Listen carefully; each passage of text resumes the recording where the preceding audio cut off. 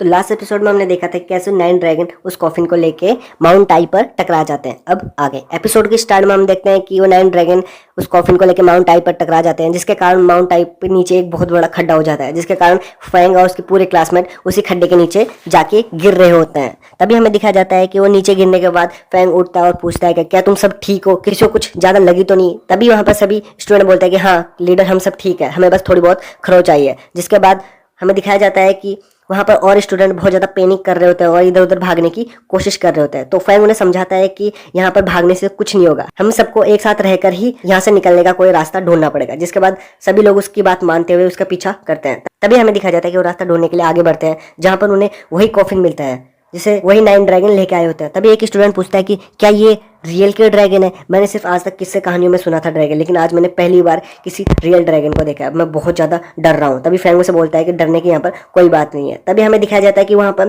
5 statue होते हैं जो कि एंशिएंट टाइम के होते हैं। तभी एक लड़की क्लास लीडर से पूछती है कि क्लास लीडर ये यहाँ पर क्या लिखा है। तो फैंग उसे बताने लगता है कि ये एंशिएंट लैंग्वेज में लिखा है, जहाँ पर वो बता रहा होता है कि इसका मतलब होता है कि सेक्रीफाइस। जहाँ पर और भी स्टूडेंट सभी इस बात को सुनकर थोड़ा घबराने लग जाते हैं, भला यहाँ पर किस चीज का सेक्रीफाइस करना पड़ेगा। तभी हमें दिखाया जाता है कि उनमें से एक क्लासमेट उस स्टैचू को छू देती है, जिसके कारण वहां पर वो पोर्टल एक्टिवेट हो जाता है और वो सारे 5 स्टैचू एक एनर्जी पोर्टल के अंदर डालते हैं, जिसके कारण वो पोर्टल एक्टिवेट हो जाता है। जिसके बाद हमें दिखाया जाता है कि वो नाइन ड्रैगन फिर से होश में आ जाते हैं और उस पोर्टल के अंदर जाने की कोशिश करते हैं। जिसके बाद वो सारे स्टूडेंट और फैंग वहां से भागने की कोशिश करते हैं, लेकिन वो जो ताबूत होता है उसके अंदर से एक एनर्जी निकलती है और वो सारे स्टूडेंट को अपने अंदर समा लेती है। जिसके बाद वो नाइन ड्रैगन उस ताबूत को लेकर दूसरे डायमेंशन में चले जाते हैं। जैसे ही वो दूसरे डायमेंशन में चले जाते हैं तो हमें वहाँ का प्रेजेंट टाइम दिखा जाता है, जहाँ पर फैंग रहता है। वहाँ पर ऐसा लग रहा होता है कि जैसे अभी तक कुछ हुआ ही ना हो, जहाँ पर न्यूज रिपोर्टर दोबारा न्यूज दे रही होती है वेदर के बारे में, जिससे हमें पता चलता है कि टाइम लाइन वापस से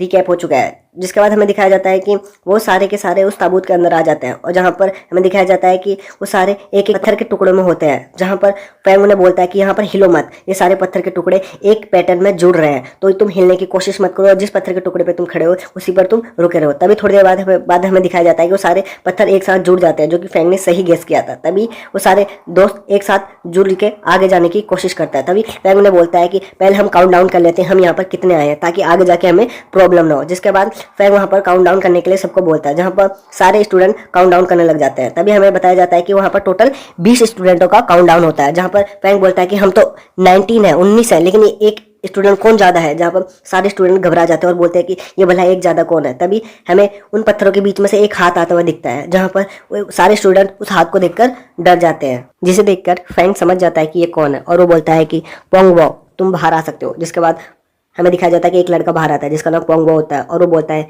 क्या फैंग तुमने पूरा मजा खराब कर दिया, कि कितना ज्यादा बोरिंग है, तुम मुझे और थोड़ा ज्यादा डराने देते। इन सबके अंदर एक खौफ हो जाता है। जिसके बाद हमें दिखाया जाता है कि फैंग उन सबको इंट्रोड्यूस करता है, कि बोलता है कि ये मेरा दोस्त है पोंगवो, ये मेरा बचपन का दोस्त है। तभी पोंगवो बताने लगता है कि मैं तुम्हारे उसी होटल में आने वाला था जहाँ पर रीयूनियन हो रहा था, लेकिन वो बोलता है कि यहाँ पर बहुत ज़्यादा तेज बारिश होने के कारण मैं पहले उस माउंटेन की चोटी पर आ चुका था, लेकिन हम देखो किस्मत से अब दोबारा मिल चुके हैं। अभी उनमें से लैंजी उसे बोल रही होती है कि हम पहले से यहाँ पर डरे हुए, तुम और हमें डरा रहे हो। जिसके बाद पोंगवो उसका मजाक उड़ाते हुए बोलता है कि मैं थोड़ा और डराता तो शायद तुम यहीं पर ही अपना प्राण त्याग देती। जिसके बाद हमें दिखाया जाता है कि पोंगवो उसी कॉफिन की तरफ इशारा करते हुए बोलते हैं कि ये भला क्या चीज़ है, चलो इसको पास से देखते हैं। तभी वो सारे स्टूडेंट वहाँ पर जाने की कोशिश करते हैं उस ताबूत के पास, लेकिन वहाँ पर ज़मीन हिलने लग जाती है। जिसके बाद हमें दिखाया जाता है कि वो ड्रैगन दूसरे डायमेंशन पर पहुँच जाते हैं, जैसे कि पहले किसी दूसरे डायमेंशन पहुँचे थे। जैसे वो दूसरे डायमेंशन पर पहुँच के वहाँ पर लैंडिंग करते हैं तो सारे स्टूडेंट उस ताबूत से बाहर आ जाते हैं। जैसे उस ताबूत से बाहर आते हैं तो उन्हें चारों तरफ 5 स्टैचू जैसे पहले जैसे दिखाया था वैसे दिखाया होता है, जहाँ पर एंशिएंट लैंग्वेज में ही कुछ लिखा होता है। जिसके बाद फैंग समझ जाता है कि हम अब ये दूसरे डायमेंशन पर आ गए, जहाँ पर और स्टूडेंट घबरा जाते हैं और बोल रहे होते हैं कि हाँ अब यहाँ पर से पृथ्वी पर कैसे जाएंगे, हमारे ग्रह कैसे जाएंगे। जहाँ पर वो आसमान की तरफ देखते हैं उन्हें 2 चांद दिखाई देते हैं, जिससे उन्हें पूरा कंफर्म हो जाता है कि हम अब दूसरे डायमेंशन में आ गए। जिसे देखकर बाकी सारे स्टूडेंट घबरा जाते हैं और वो इधर उधर की बातें करने लग जाते हैं। जहाँ पर वो स्टूडेंट जो फैंग से डरता था वो बोलता है कि हम यहाँ से जाने का रास्ता ढूंढेंगे और तुम सब मेरे साथ चलो, लेकिन उसकी बात टालते हुए फैंग उसे बोलता है कि नहीं, हमें इधर उधर कहीं नहीं जाना चाहिए, हम सबको एक टीम बनाकर साथ रहना चाहिए। अगर हम स्प्लिट हुए तो हम सबको आसानी से मर सकते हैं। जिसके बाद आधे स्टूडेंट उसी बैड स्टूडेंट के पीछे चले जाते हैं और आधे फैंग के साथ ही रुकते हैं, लेकिन फैंग समझदार होता है और वो बोलता है कि बाकी सब स्टूडेंट को चलो इसी के साथ चलो, अगर हम सब अलग हुए तो हम सब आसानी से मर जाएंगे। जिसके बाद हमें दिखाया जाता है कि वो सभी वो सभी आगे जा रहे होते हैं। तभी उनमें से एक स्टूडेंट बहुत ज़्यादा तेज़ी से आगे हड़बड़ा के आगे जा रहा होता है, लेकिन वो दलदल में फंस जाता है, जिसके बाद हमें दिखाया जाता है फैंग और पोंगो उसे उस दलदल से खींच के बचा लेते हैं और बोलते हैं कि इस तरह हड़बड़ाओ मत और साथ चलो हमारे। जिसके बाद हमें दिखाया जाता है कि फैंग और पोंगो उस स्टैचू के ऊपर चढ़ जाते हैं और वहाँ से जाने का रास्ता ढूंढते हैं, जहाँ पर उन्हें कुछ अलग थोड़ी दूरी पर दिखाया जाता है, जहाँ पर वो वहाँ पर जाने की कोशिश करते हैं और उस टेम्पल में जाने के लिए वो आगे बढ़ते हैं। तभी हमें दिखाया जाता है कि फैंग और उसकी पूरी टीम उसी टेम्पल की तरफ आगे बढ़ रहे होते हैं और वो वहाँ पर पहुँच भी जाते हैं। जिसके दौरान फैंग एक ट्री को देखता है जो कि बहुत अजीब होता है और वो उस ट्री के पास जाता है तो उसे एक व्हाइट स्टोन मिलता है, जिसे देखकर वो बहुत हैरान होता है और उस व्हाइट स्टोन को वो अपने जेब में रख लेता है। तभी पोंगो से बोलता है, हे बच्चे, हम ये कहाँ पर पहुँच गए, क्या तुम इसके बारे में जानते हो?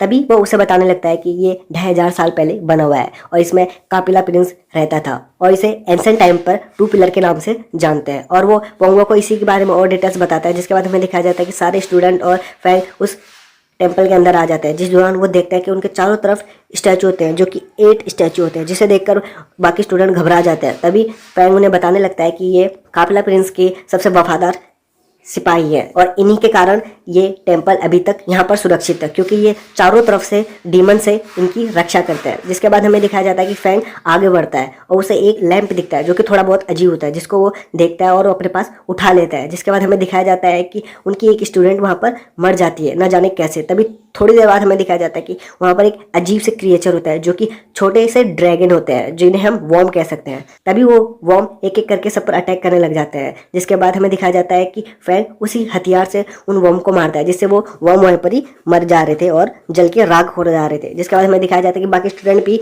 अपने हाथ पैरों से और स्टिक से उस वॉर्म को मारने की कोशिश करते हैं, लेकिन वो मर नहीं रहे थे। जिसके बाद फैंग समझ चुका था कि ये वॉर्म किसी और हथियार से नहीं, यहाँ पर रखे जितने और एंसेंट हथियार हैं उनसे ही मरेंगे। जिसके बाद वो सभी को सजेस्ट करता है कि यहाँ पर जितने भी हथियार हैं उन सबको उठाओ और ये सब उनसे ही मरेंगे। जिसके बाद सारे स्टूडेंट और सभी हथियारों को ढूंढने की कोशिश में लग जाते हैं। जिसके बाद हमें दिखाया जाता है लियो को, उसने एक मूर्ति के हाथ में से एक की ले लिया होता है जिसे वो हथियार समझ रहा था। जैसे उस की को वो लेता है तो उस टेम्पल में बहुत ज़्यादा हलचल होती है और वहाँ पर बहुत सारे चैन उनकी तरफ बढ़ रहे होते हैं और साथ ही वहाँ पर बहुत सारे वॉर्म आज़ाद हो जाते हैं जो कि उन्हीं की तरफ आगे बढ़ रहे होते हैं ताकि उन्हें ख़त्म कर सके। और यही चीज़ दिखाते हुए ये एपिसोड यहाँ पर ही ख़त्म हो जाता है।